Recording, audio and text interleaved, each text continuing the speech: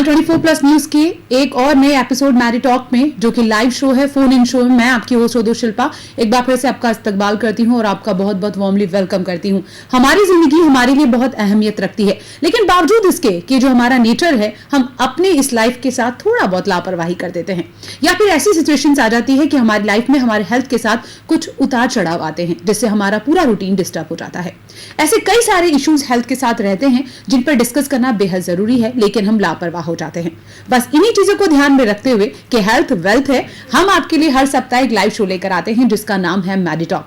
और इस Maddie talk में आपके हेल्थ के इतने अच्छे एक्सपर्ट्स आते हैं जो सीधे तौर पे फोन के जरिए आपसे जुड़ते हैं और आपसे बात करते हैं। अगर आपके दिमाग में कोई संशय है, कोई शक है, कोई डाउट है, या आपको इन्फॉर्मेशन चाहते हैं किसी हेल्थ इशू को लेकर, तो बेझिझक स्क्रॉल हो रहे इस नंबर पे आप कॉल कर सकते हैं। आप सभी जानते हैं कि 5-6 महीनों से ये कोविड-19 जो है, इसका डर हमें सताए हुए है। हम बेहद परेशान हैं, इतने सारे केसेस आ रहे हैं, लेकिन अभी भी अगर हम ये कहें कि एज अ नॉर्मल पर्सन हमारे पास इसके बारे में ज्यादा जानकारी नहीं है, या फिर हम इसके बारे में जागरूक नहीं है, तो जी हाँ, ये सच है। आज इसके बारे में हम डिटेल से बात करेंगे। कोविड-19 ने हमारी लाइफ को परेशान जरूर कर रखा है, लेकिन हम इससे हारेंगे नहीं। हम और ज्यादा जागरूक होंगे और इसके बारे में जानकारी लेंगे। इन सब के बारे में करीब से जानकारी देने के लिए आज हमारे बीच है एक स्पेशल डॉक्टर, जिन्हें आप बहुत बेहतर ढंग से जानते हैं, और उनका नाम है डॉक्टर विजय बलानी। सर, आपका वार्मली वेलकम है हमारे शो में।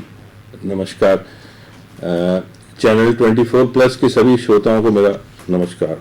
आज हम जैसे कोविड-19 कोरोना के बारे में डिटेल से बात करेंगे। उसके अलावा मौसम बदलने के बाद जो उतार चढ़ाव आते हैं, या फिर जेन्युइन वो समस्याएं जो हमारे साथ लगी रहती हैं हेल्थ से जुड़ी, चाहे बच्चों के साथ चाहे बड़ों के साथ, उन सब के बारे में डिटेल से बात करेंगे। और आपको सिर्फ करना क्या है, एक कॉल करना है, और प्यार भरी रिक्वेस्ट है कि जब आप हमसे बात करें अपने टीवी का वॉल्यूम कम कर दीजिए। तो कुछ मत कीजिए, जल्दी से फोन कीजिए और अपनी समस्या का समाधान पाइए। Once again warmly welcome sir. Thank you. आज हम कोविड के बारे में बात करने वाले, तो हम बहुत पॉजिटिव भी हैं, क्योंकि ऐसी बहुत सारे सवाल शायद मेरे जहन में हैं तो हमारे दर्शकों के जहन में भी होंगे। तो हम शुरू से करते हैं कि एग्जैक्टली व्हाट इज कोविड-19, क्या है? कोविड-19 शिल्पा जी एक प्रकार का वायरल इन्फेक्शन है। ऐसा नहीं है कि वायरल इन्फेक्शन पहले नहीं थे। दूसरे वायरल इन्फेक्शन से कोविड-19 में ये फर्क है कि बहुत तेजी से फैलता है, इसकी इन्फेक्टिविटी बहुत ज्यादा है, और करीब 80 से 85% मरीजों में तो ये नॉर्मल फ्लू और कॉमन कोल्ड की तरह निकल जाता है, लेकिन 15 से 20% केसेस में ये लंग की गहराई तक जाता है और सीवियर इन्फेक्शन कर सकता है। और उसमें कुछ प्रतिशत में, कुल मिला के करीब 2 से 3%, या मान लीजिए 2% मोटा मोटी मान लें, उनमें ये घातक भी सिद्ध हो जाता है। तो अभी तक जो रेट आ रही है, मोर्टेलिटी रेट, वो करीब 2%, 2.5% इस प्रकार से आ रही है। तो यही इसकी दूसरे वायरस से फर्क है इसमें, कि ये बहुत तेजी से फैलता है और सीवियर केसेस में डेथ भी रिपोर्ट हो रही है। अच्छा सर, कोविड-19 के इस दौरान, समय के दौरान मास्क पहनना बेहद जरूरी है, और अभी तो शायद जहां तक मेरी इन्फॉर्मेशन है, कल न्यूज़पेपर्स में एक और नियम आ गया है कि जो मास्क नहीं लगाएगा वो सीधा जेल जाएगा, यानी इतना जरूरी हो गया है। नो मास्क नो एंट्री के नाम से एक कैंपेन भी शुरू हुआ है सोशल मीडिया पे, जो अच्छा है।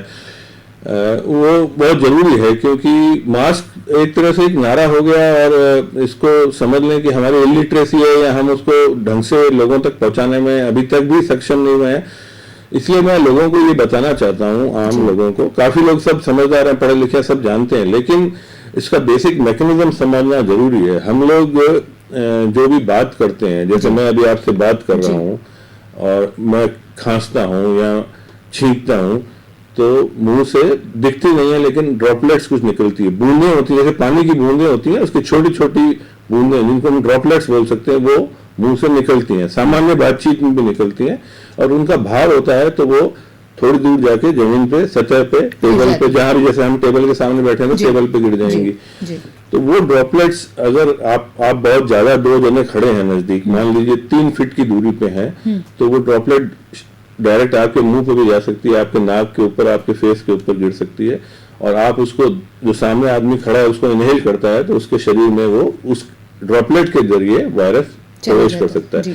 अगर डायरेक्ट नहीं जाता है, आपके सामने पड़ी हुई सतह पे, जैसे यहाँ फोन का इंस्ट्रूमेंट पड़ा है, माइक पड़ा है, टेबल पड़ी है, इस पे गिरा, फिर किसी दूसरे व्यक्ति का उस पे हाथ लगा और उसने जाने अनजाने में आंख पे, मुंह पे या नाक के आसपास हाथ लगाया, तो उससे भी वो स्प्रेड होने का खतरा रहता है। इसलिए ये जानना बहुत जरूरी है कि अगर बात करने वाले दो जने आपस में मास्क लगा के रखेंगे और थोड़ा दूर खड़े रहेंगे तो वो ड्रॉपलेट एक शरीर से दूसरे शरीर में जाने में सक्षम नहीं हो पाएगा। उसके रास्ते में बैरियर आ जाएंगे। दोनों जनों ने मास्क लगाया हुआ तो वो इन्फेक्शन नहीं हो पाएगा और इस तरह से हम जो इसकी चेन फैल रही है इन्फेक्शन की उसको रोक पाएंगे। इसीलिए मास्क लगाना बहुत जरूरी है। तो जो कोविड का ये वायरस है ये नाक से भी पॉसिबिलिटी है, नाक मुंह दोनों से है, क्या है इशू इसका क्लियर?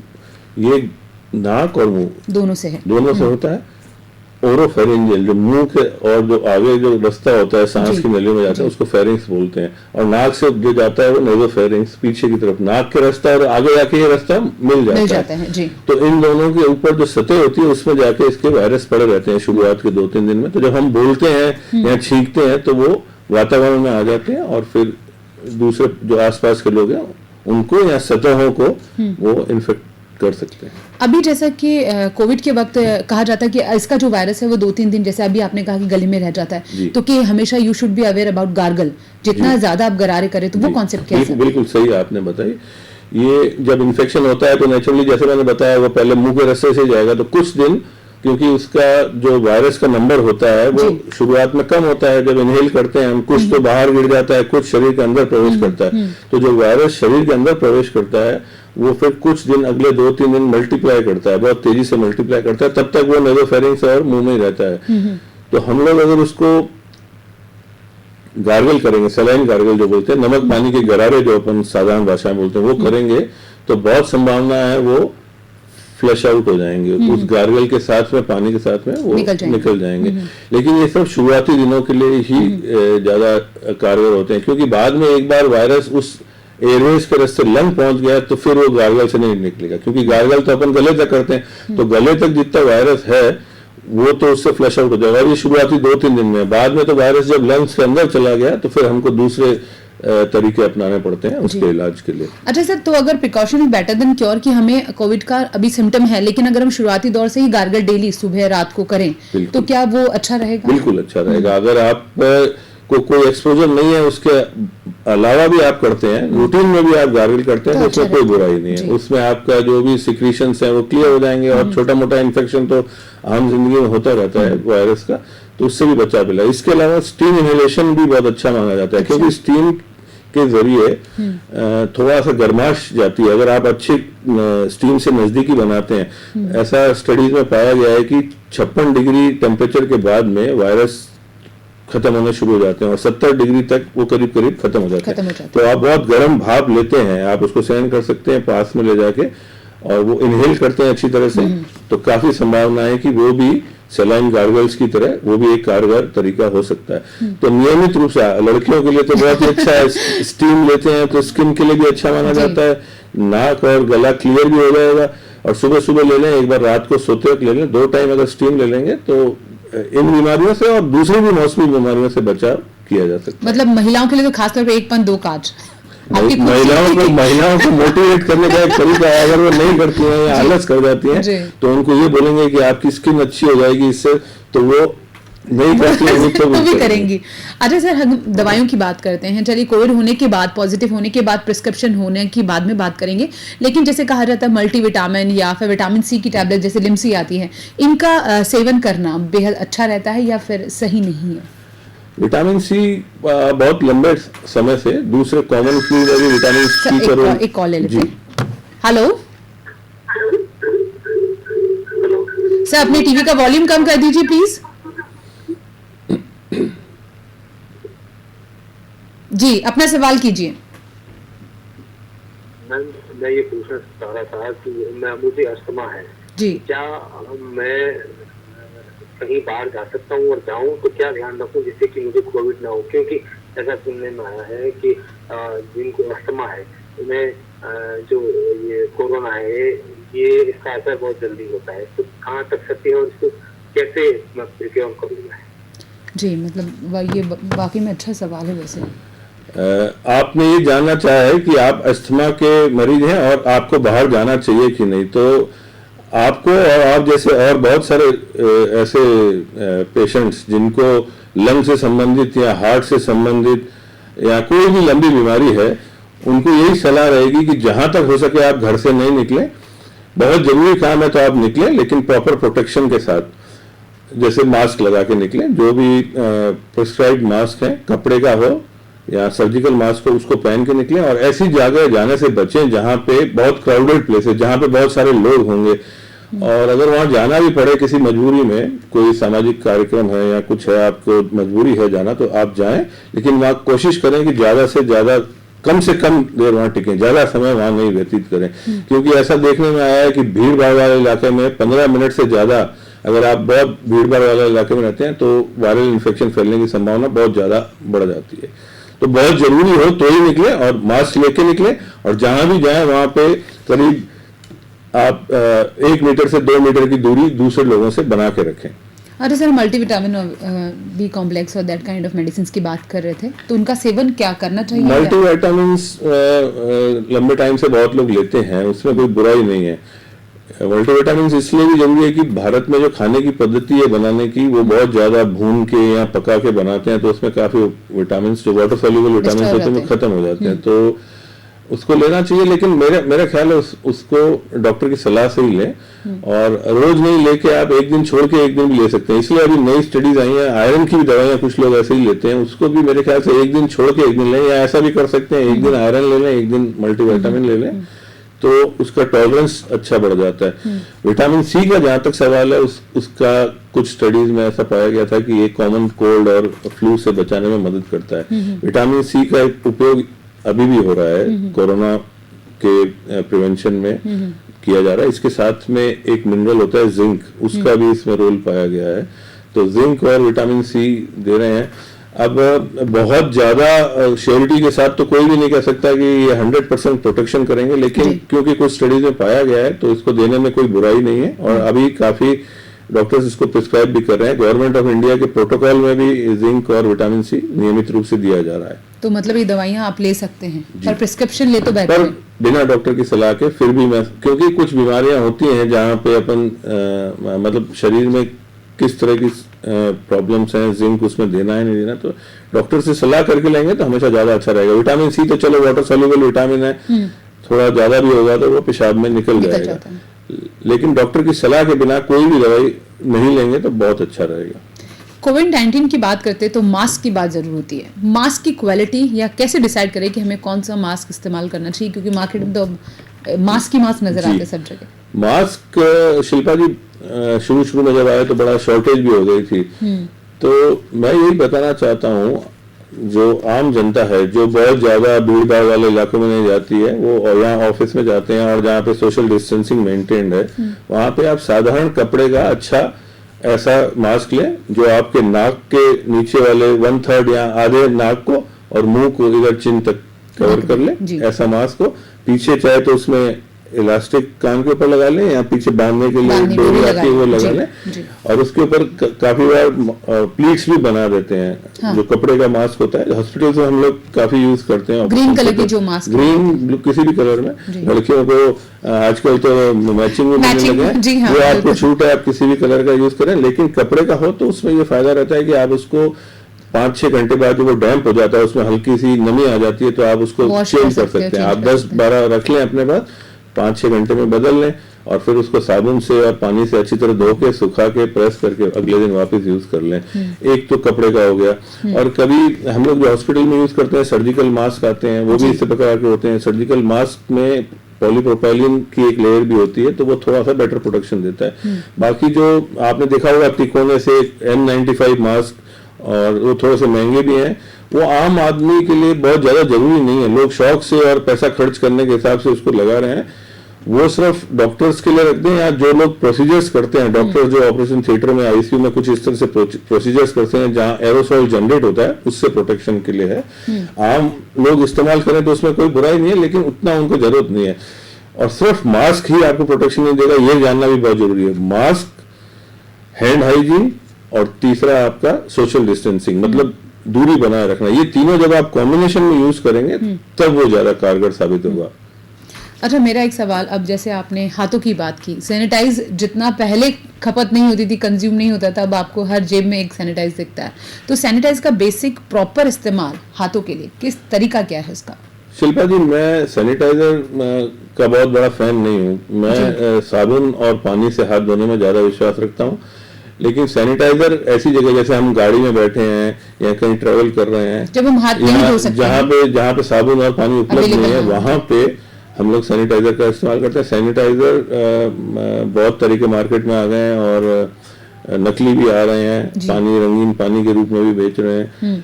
तो मेरा यही कहना है कि अच्छी कंपनी का देख परख के लें और उसमें देख लें लेबल लगा हुआ 70% के करीब उसमें अल्कोहल हो, तभी वो उपयोगी होगा।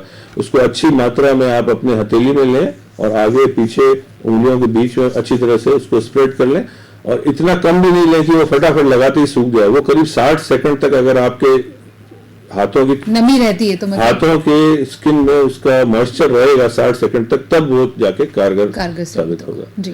और उसके लेवल पे जरूर चेक कर लें कि 70% उसमें अल्कोहल की मात्रा है, तभी वो इफेक्टिव होगा। अच्छा, बात कोविड की करते हैं तो सबसे बड़ी बात है कि बुखार आया, बॉडी गर्म हो गई, टेम्परेचर नोट हो गया, लेकिन कोविड को लेके इतना डिस्कशन है कि इनके सिम्टम्स को लेके अभी भी हम कंफ्यूज है कि क्या एग्जैक्टली इसके सिम्टम्स हैं।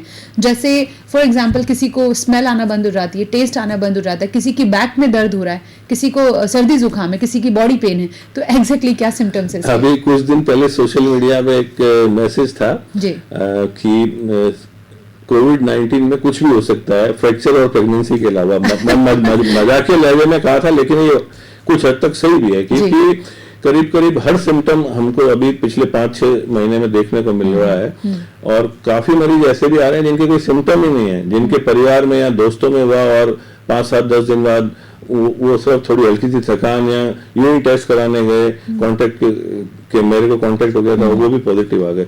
तो एसिम्प्टोमेटिक मरीज से लेके हल्का बुखार, तेज बुखार, थकान, सूखी खांसी, दस्त, पेट में दर्द, कमर में दर्द, और कुछ मरीज ऐसे भी बोलते हैं कि हमको बहुत ज्यादा थकान हो रही है, ऐसा कभी नहीं हुआ। एक्सट्रीम वीकनेस जिसको बोलते हैं, एक्सट्रीम टायर्डनेस, वो हो जाता है। और अभी WHO ने कुछ महीने पहले ही ये 2 सिम्टम जो आपने जिक्र किया, लॉस ऑफ टेस्ट और लॉस ऑफ स्मेल, इनको भी इस लिस्ट में जोड़ा है। और अभी जैसे जैसे रिसर्च का काम चल रहा है तो ये देखने में आ रहा है ये सिम्टम बहुत इंपॉर्टेंट है। और इन सिम्टम्स के रहते अगर कहीं पे अपन RT-PCR जो कोविड का टेस्ट है वो नहीं भी करा पा रहे हैं, तो इन सिम्टम्स को सीरियसली लें, तो भी हम मान सकते हैं कि काफी हद तक एक्यूरेसी उसके साथ जब मैच करी गई तो पाया गया कि ये सिम्टम्स जिन लोगों में है उनमें कोविड होने की संभावना बहुत ज्यादा है।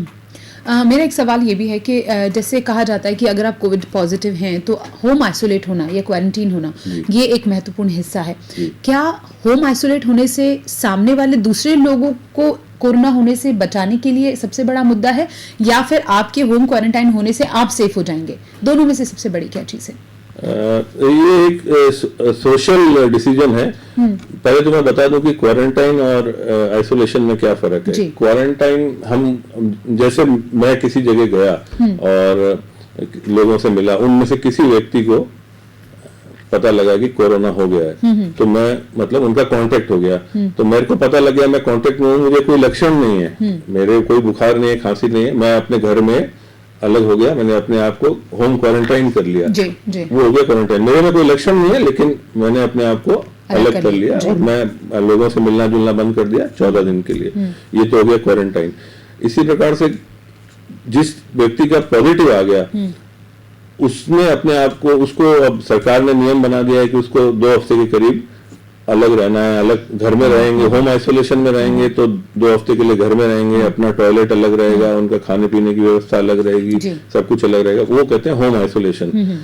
तो ये दोनों फर्क है। जिसमें कोई सिम्टम नहीं है, जो सिर्फ कांटेक्ट है, वो अगर अलग रहता है तो क्वारंटाइन है, और जो पॉजिटिव पेशेंट है वो अलग रहता है तो इसका मतलब यही है कि अपन को वो चेन को तोड़ना है, जो स्प्रेड की चेन है। वो अगर व्यक्ति, इन दोनों में से कोई भी व्यक्ति बाहर जाएगा तो स्प्रेड ही होगा, स्प्रेड होगा। तो उस स्प्रेडिंग की चेन को तोड़ने के लिए दोनों का मकसद एक ही है कि इसको फैलने से रोकने के लिए। तो इस एक तरह से समझ लें कि समाज के हित में है, खुद के हित में तो है ही, समाज के हित में भी है। अच्छा, जो कोरोना पॉजिटिव होते हैं उनकी जो मेडिसिन प्रिस्क्रिप्शन की बात करें, क्या वो कुछ अलग होता है या जनरल मेडिसिन है? क्योंकि ये भी सुनने में आया कि गवर्नमेंट तो इनकी दवाइयाँ फ्री में अवेलेबल करवाती है ऐसा कुछ?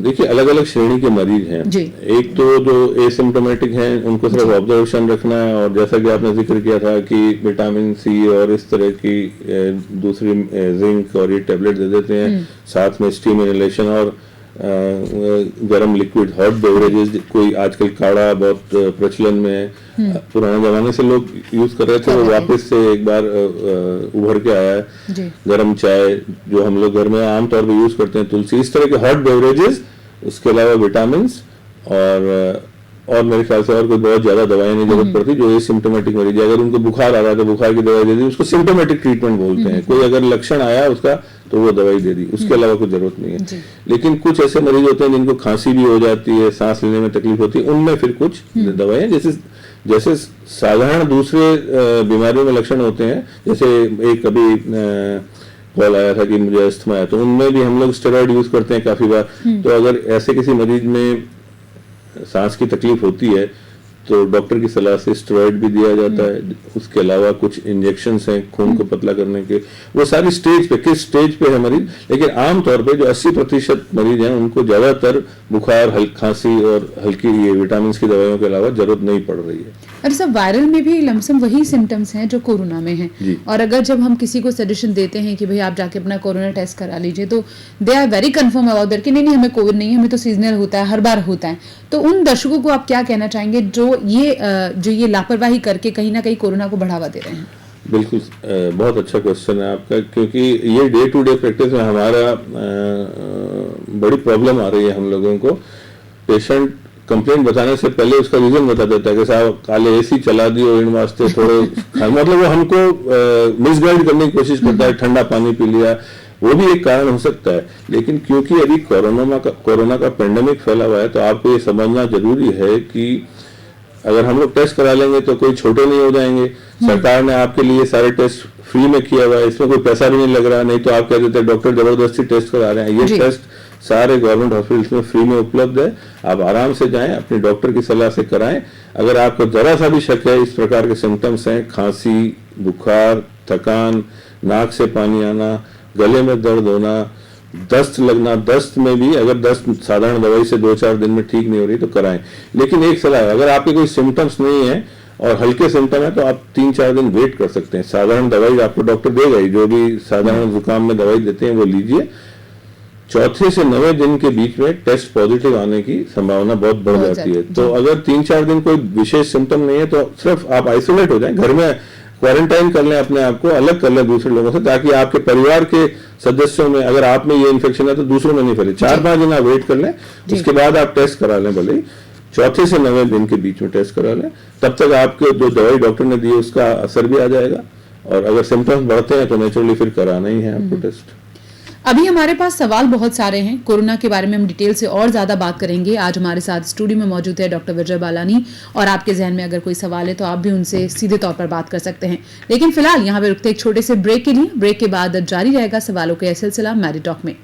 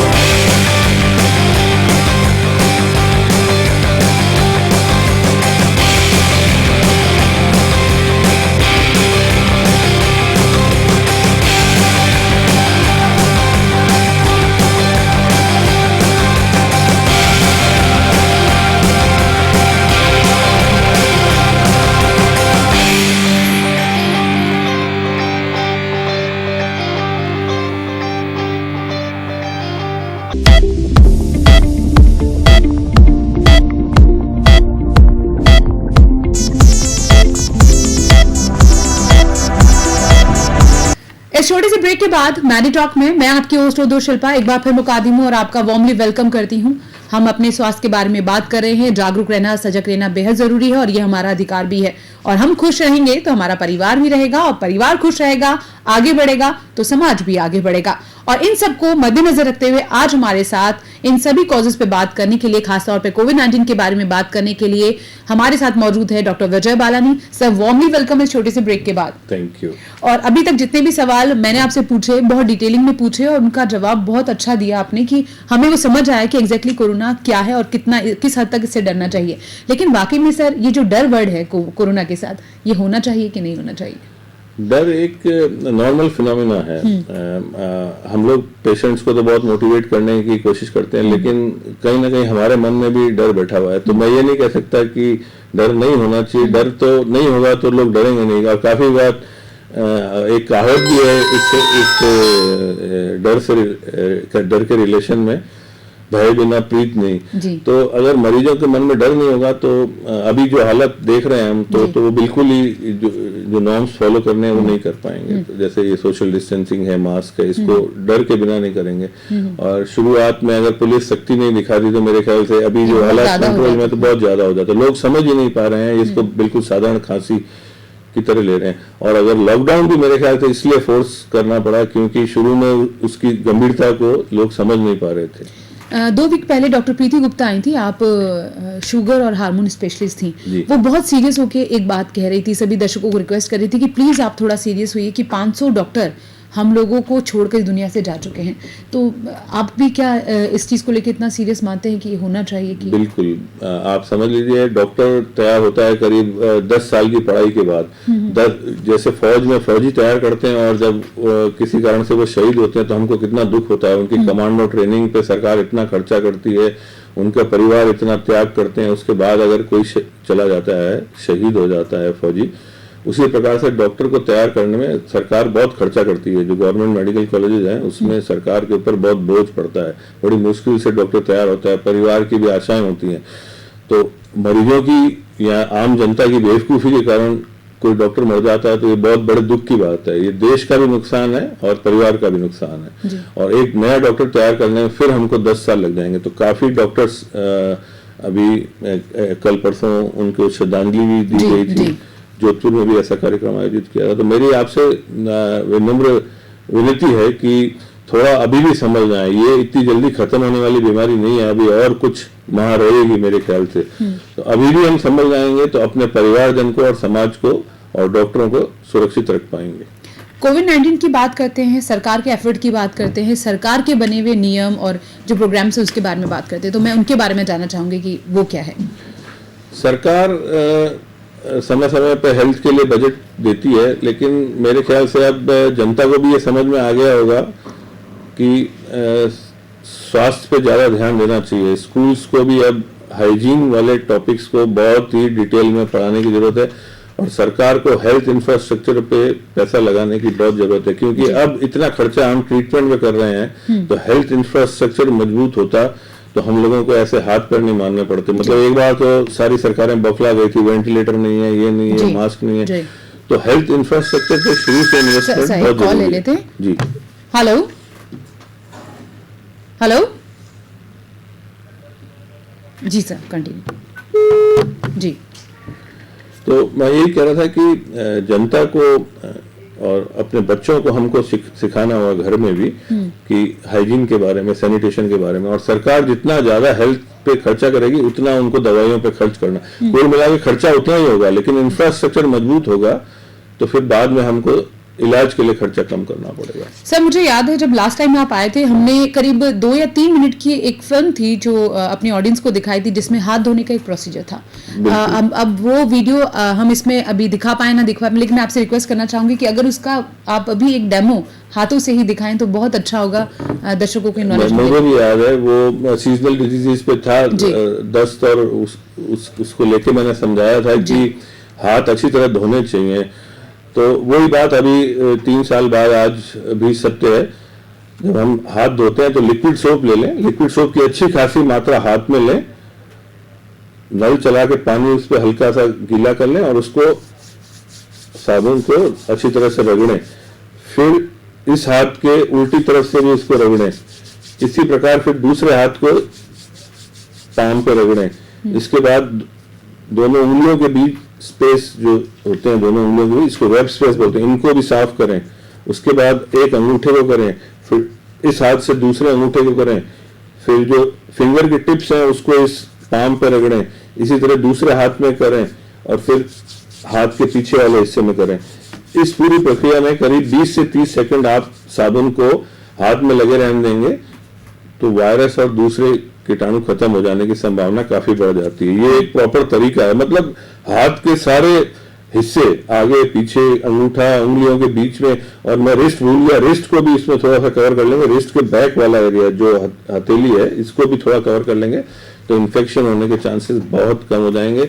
और जो खड़चाम, उल्टी, दस्त वाली बीमारियों में करते हैं वो सब इतनी छोटी सी समय देना है, जिनमें 2 या 3 बार ढंग से हाथ धो लेंगे, खाना बनाने से पहले, खाना बनाने के बाद, कोई भी कार्य करते हैं ऐसा जिसमें हाथ गंदे होने की संभावना है, उसके बाद हाथ को अगर हम ढंग से धो लेंगे तो काफी बीमारियां काफी हद तक कम हो जाएंगी। जी, मेरा एक सवाल आपसे और है कि जब अभी कोरोना का इतना माहौल चल रहा था तो ये कहा जा रहा था कि जब भी आप बाहर से घर जाएं तो अपने कपड़ों को किस तरह सैनिटाइज करना है, घड़ी, मोबाइल को, या फिर जो ग्लव्स पहने उसको उतारने का तरीका, मास्क उतारने का तरीका, पीपीई किट को लेकर इतनी अवेयरनेस थी। सर, मैं चाहती हूँ एक बेसिक नॉलेज कि जब एक आदमी 12 घंटे 8 घंटे काम करने के बाद इस माहौल में घर जाए तो उसको सबसे पहले क्या करना चाहिए जिससे परिवार सुरक्षित रहे?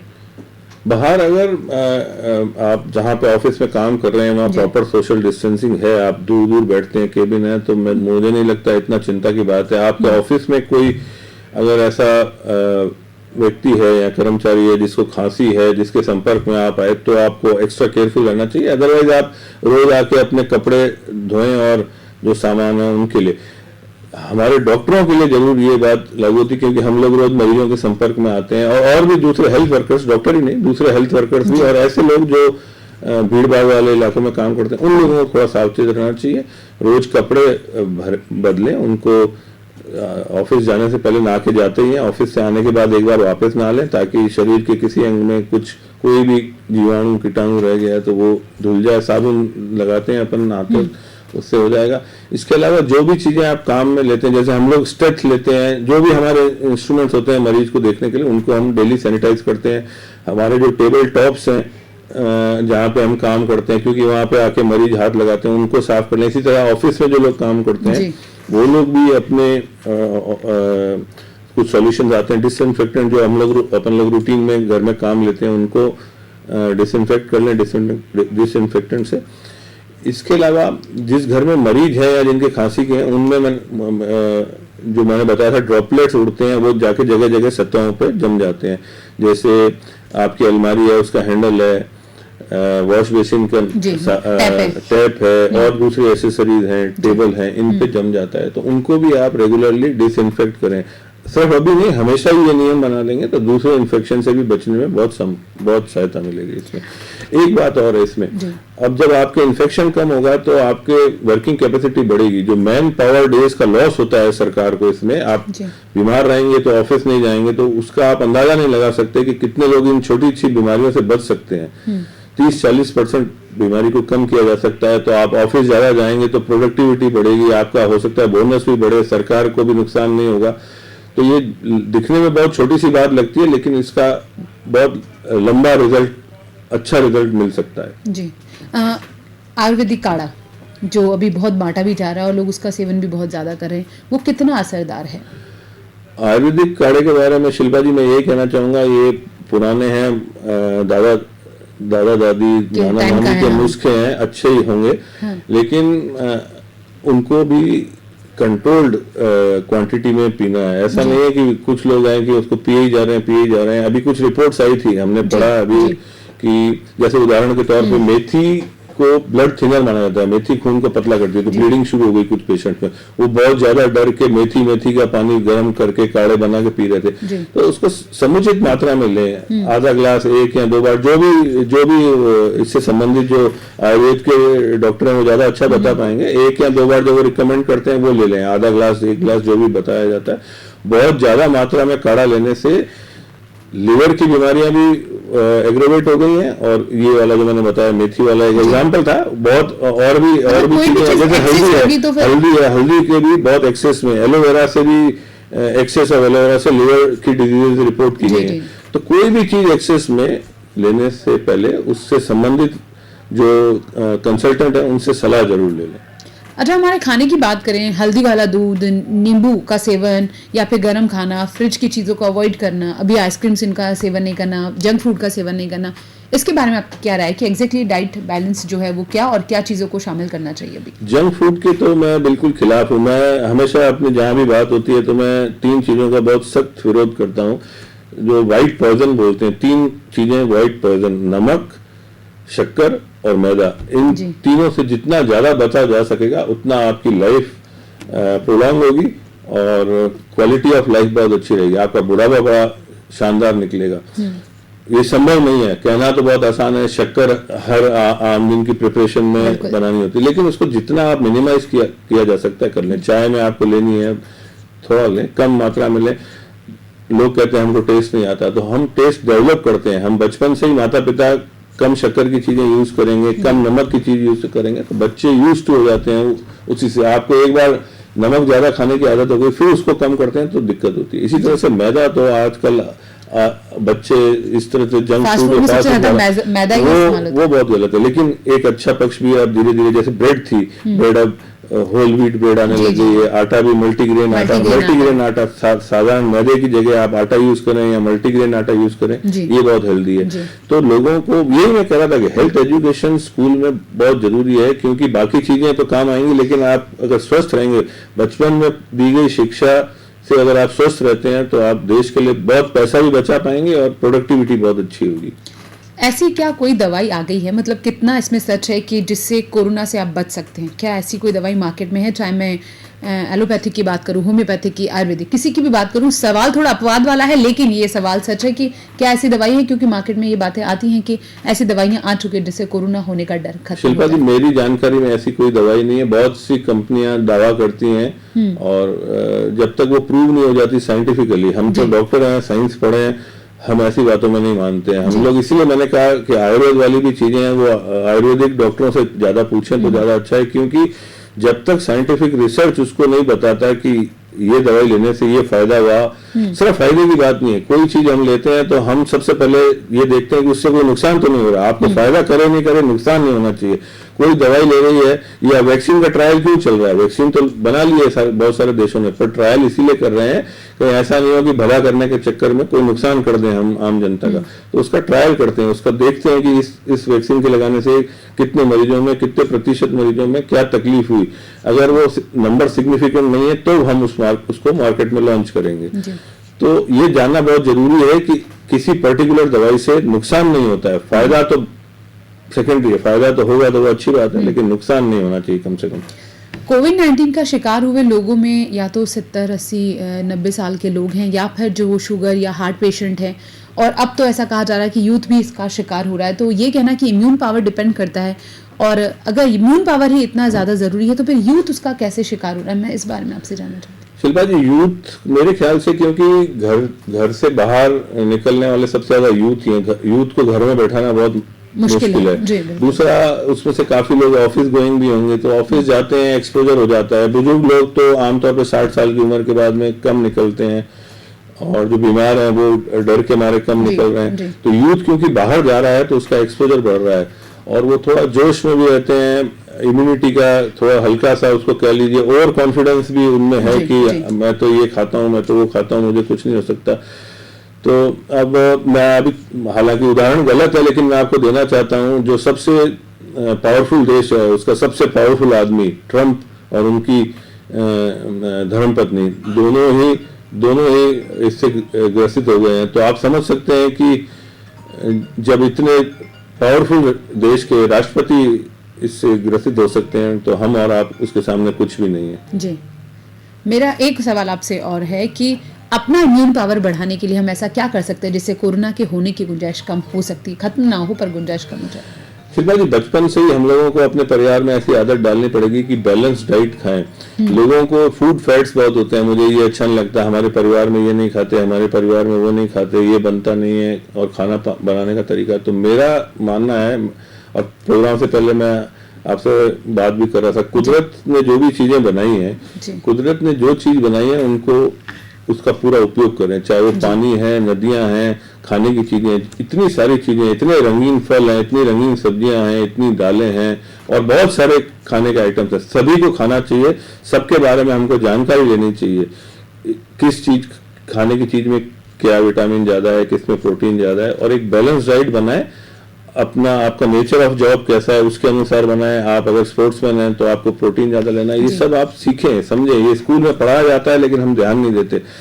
कुल मिला के बात यह है कि जितने ज्यादा से ज्यादा सब्जियां, फल, दाल, दूध आप अपने खाने में सम्मिलित करेंगे, उतना ज्यादा आप हेल्दी होंगे, उतनी ज्यादा आपकी इम्यूनिटी बढ़ेगी।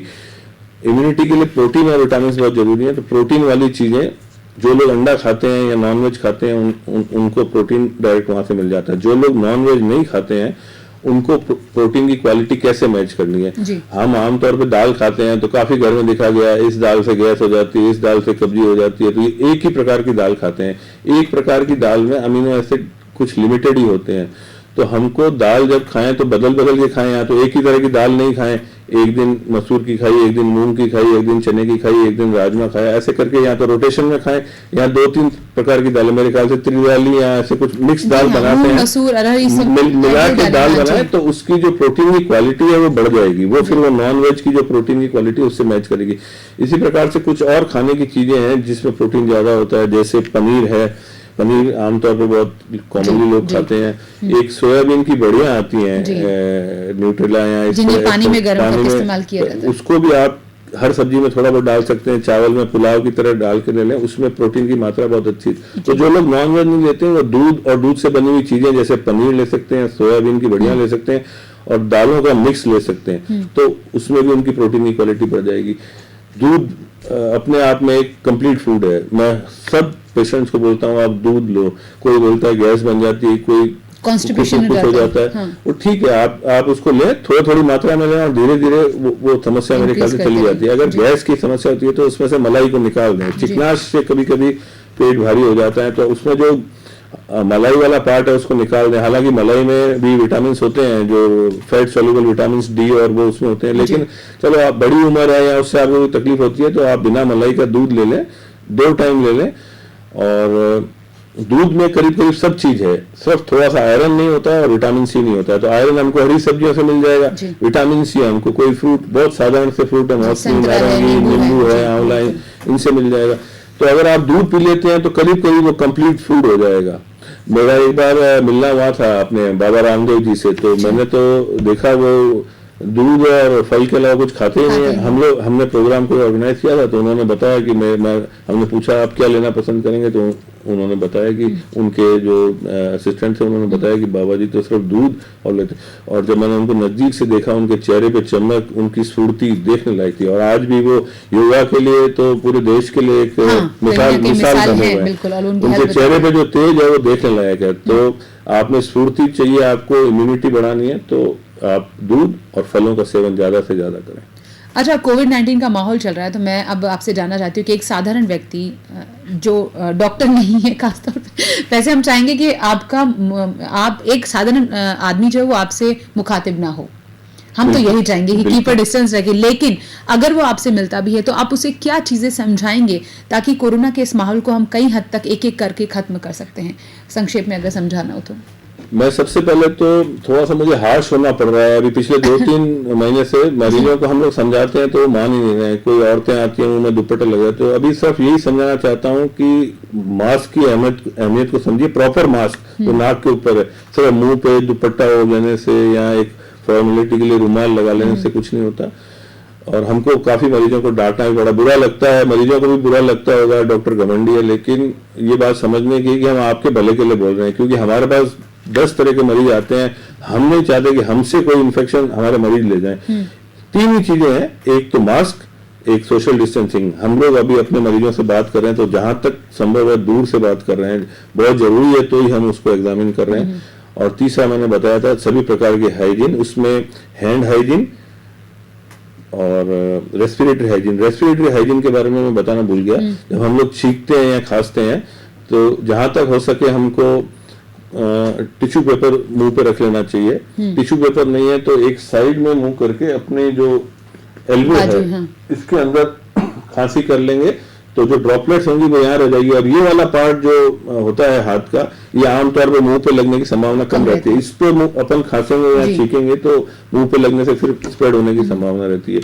तो आप साइड में खांस लें, ये हो जाएगा आपका रेस्पिरेटरी हाइजीन। हैंड हाइजीन के बारे में मैंने बता दिया, धोने का तरीका। और तीसरा एनवायरमेंटल हाइजीन, कैसे अपने वातावरण को सुरक्षित रखें, टेबल को साफ रखें, कुर्सियों को, अलमारियों को, हैंडल्स को, नलकों को, इन सबको नियमित रूप से साफ रखें। हाइजीन को फॉलो करेंगे तो मेरे ख्याल से ज्यादा से ज्यादा मरीज बचाने में सफल रहेंगे हम लोग। अच्छा, कोरोना को लेकर कुछ बातें हैं, जैसे कि टेबल पर वो इतने घंटे उसका एक्टिव रहता है, वो न्यूज़पेपर पे नहीं होता है, कपड़ों पे इतनी देर एक्टिव रहता है, ये कॉन्सेप्ट क्या है? ये स्टडी उसकी जो उस पर चिपकने की क्षमता होती है वो मैं 2-3 उदाहरण देता हूँ आपको। न्यूज़पेपर में तो नहीं होता है, ये तो पेपर में भी आपने पढ़ लिया होगा। कुछ सतह हैं जिन पे बहुत कम देर टिकता है, जैसे कॉपर पे ये 4-5 घंटे ही टिक पाता है वायरस। लकड़ी पे, कार्डबोर्ड पे और स्टील की चीजों पे ये करीब 24 घंटे वायरस रह सकता है। इसीलिए बार बार जिक्र कर रहे हैं कि इनको साफ करते रहना चाहिए, क्योंकि वो उस पे किसी का हाथ लगेगा तो इन्फेक्शन होने का। और सबसे ज्यादा ये प्लास्टिक की चीजों पे टिकता है और स्टील की चीजों पे ज्यादा रह जाता है, करीब 3 दिन तक भी रह सकता है। स्टील का मैंने पहले शायद 24 घंटे कह दिया था, कार्डबोर्ड पे ये 24 घंटे रहता है। स्टील और प्लास्टिक पे ये करीब 3 दिन रह सकता है। तो ये हमको ध्यान रखना पड़ेगा कि इन चीजों को नियमित रूप से साफ करते रहें। जी, आप डॉक्टर हैं और आज की डेट पे अगर हम कहें कि आप एक कोरोना वॉरियर हैं तो इसमें कोई दो राय नहीं। वो सभी डॉक्टर्स हमारे लिए कोरोना वॉरियर्स हैं जो दिन रात मेहनत में लगे हैं। उनको हमारी तरफ से तो बहुत बड़ा सैल्यूट है सर।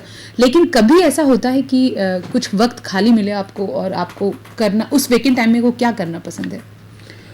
मैं क्रिकेट खेला भी हूँ, क्रिकेट का शौक भी है और क्रिकेट में काफी समय हमने जाया भी किया है। हाँ। लेकिन अभी लॉकडाउन में हमने देखा कि नेगेटिविटी बहुत हो रही थी, तो थोड़ा खाने का भी शौक है। खाना बना तो अच्छी तरह नहीं पाते, पर बच्चों को, वाइफ को मोटिवेट करके नई नई रेसिपी इधर उधर से इकट्ठी की, बनवाई। इसके अलावा कुछ इंस्ट्रूमेंटल म्यूजिक सीखने की भी इच्छा है, हालांकि सीख नहीं पाए, लेकिन मन में ऐसी इच्छा है। फिर कभी मौका मिला तो थोड़ा समय निकाल के इंस्ट्रूमेंट सीखेंगे, क्योंकि कॉलेज लाइफ में पढ़े तो इतना टाइम नहीं मिल पाया सीखने का, वो मन में ही रह गई बात। लेकिन उसको जरूर सीख लेंगे कभी ना कभी। हाँ, हमें एक इन्फॉर्मेशन मिली थी कि आपको गाने सुनने का बहुत शौक है, पुराने गाने सुनने का। गाने सुनने का, और इस कोरोना के दौर में एक गाना बहुत बीच में सोशल मीडिया पे अलग अलग आवाजों में बड़ा हुआ था और इस स्थिति में बड़ा अच्छा लगा था मुझे। वो मेरे ख्याल से किशोर कुमार जी का गाया हुआ है, कहाँ तक ये मंजिल। जी जी जी जी, अगर वो सुनवा पाए आप तो। बिल्कुल सुनवाएंगे जब हम ये एपिसोड खत्म कर रहे होंगे। लेकिन आपसे गुजारिश है, शायद लाइव शो में आप कहेंगे हम आपसे ये कह रहे हैं, अगर 2 लाइनें किसी भी पुराने गाने की आप गुनगुना दे तो हमें अच्छा लगेगा। गुनगुना तो नहीं मैं बोल सकता, मुझे गाना बहुत अच्छा। बिल्कुल आप बोलिए। एक दिन बिक जाएगा माटी के मोल, जग में रह जाएंगे प्यारे तेरे बोल। ये बहुत पुराना गाना है, लेकिन मुझे बहुत बचपन में पसंद था। जी, बहुत बहुत शुक्रिया सर। और अब मैं चाहती हूँ आप एक प्यारा सा मैसेज हमारे दर्शकों को दे दें, जिससे वो थोड़ा पॉजिटिव रहें और ज्यादा स्ट्रांग हो, और उम्मीद है कि कोरोना को लेकर बहुत ज्यादा जागरूक हो जाए सर। सभी दर्शकों को मैं यही कहना चाहूंगा कि कोरोना कोई ऐसी खतरनाक बीमारी नहीं है। सिर्फ एक ही बात है कि ये बहुत तेजी से फैल रही है और इसमें जो मॉर्टेलिटी है, जो मृत्यु दर है, वो बहुत सारी ऐसी बीमारियां हैं जिससे बहुत कम है। तो ऐसे घबराने की कोई बात नहीं है, छोटी सी बात है। आपको दूसरों से बात करते हुए डिस्टेंस बना के रखना है और मास्क लगाना है, आपको कुछ नहीं होगा। आप अपने आप खान पान पे ध्यान दें और दूरी बनाए रखें, लोगों से मास्क लगाएं, और जहां तक संभव हो घर से बाहर नहीं निकलें। घर से बाहर जाना भी हो तो ऐसी जगह नहीं जाएं जहां पे भीड़ भाड़ हो। कोरोना के बारे में जितना कुछ बोलना था सर ने आपके सामने बोला, आपको समझाया, जागरूक किया, जितना नॉलेज दे सकते थे दिया। इसके बाद अगर हम जागरूक नहीं हुए तो फिर ये हमारी जिम्मेदारी बनती है। Thank you so much sir, आप आए, इतनी बातें आपने हमसे की। अब हम जा रहे हैं आपसे इजाजत लेकर कि अगले सप्ताह एक बार फिर आपके सामने हाजिर हो जाएंगे नए विषय के साथ। Thank you so much.